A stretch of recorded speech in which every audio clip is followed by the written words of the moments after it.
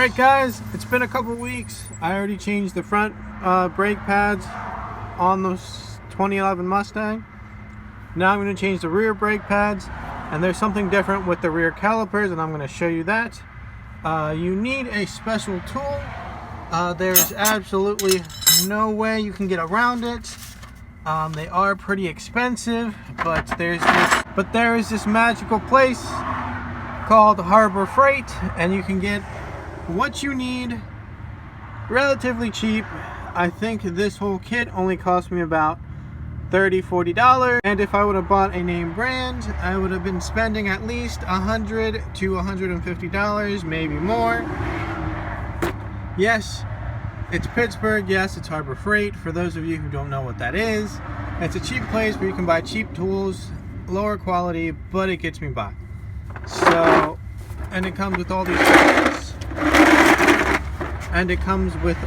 parts, that you would possibly need for any kind of vehicle: Jeeps, Fords, Chevys. I think it even says it has something for Alfa Romeo, which is kind of weird but kind of cool. It has Audis, Jaguars. You need these for the rear of this Mustang and possibly the rear of any car, except that's if you have rotors. If you have drums, that's a whole different beast, but I'm going to show you how to use this tool real quick. So you do need the right side. This is for the left, this is for the right. They are marked in the box, of course they're marked. So this is for the left of the vehicle. I think I told you the wrong thing. This is for the right, this is for the left. They are marked.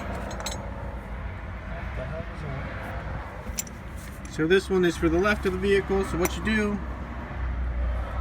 is you take your brake pad place holder here, you slip it over, you put it there, and then you take your adapter. It's magnetized, so it does fall off, but it's kind of hard. You put that there, and now you're going to adjust it so it fits in the caliper. Okay, now that you have it in the caliper, you see the pegs go into little slots, and you're basically just going to turn it. But what you want to do first is you want to tighten this nut right here as much as you can, and with it tightened as tight as possible, what you're going to do is take one of these bolts that goes and holds the caliper to the bracket. You're going to go and put it on the last bottom one. You're going to go and put it on the bottom one, and you're going to go ahead and give it a couple spins. This is going to act like your helper or a third hand, whatever. Alright, now with it secured, you're just going to go ahead and twist. What I like to do to give me a little bit more leverage, I take a wrench and I put it like so, and it acts like a lever, and I go ahead and twist.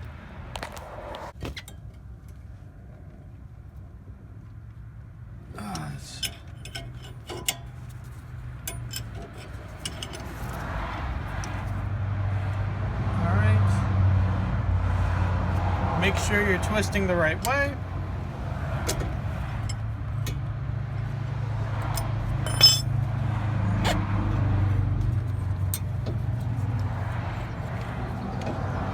And you're going to have to retighten this bolt every time you twist.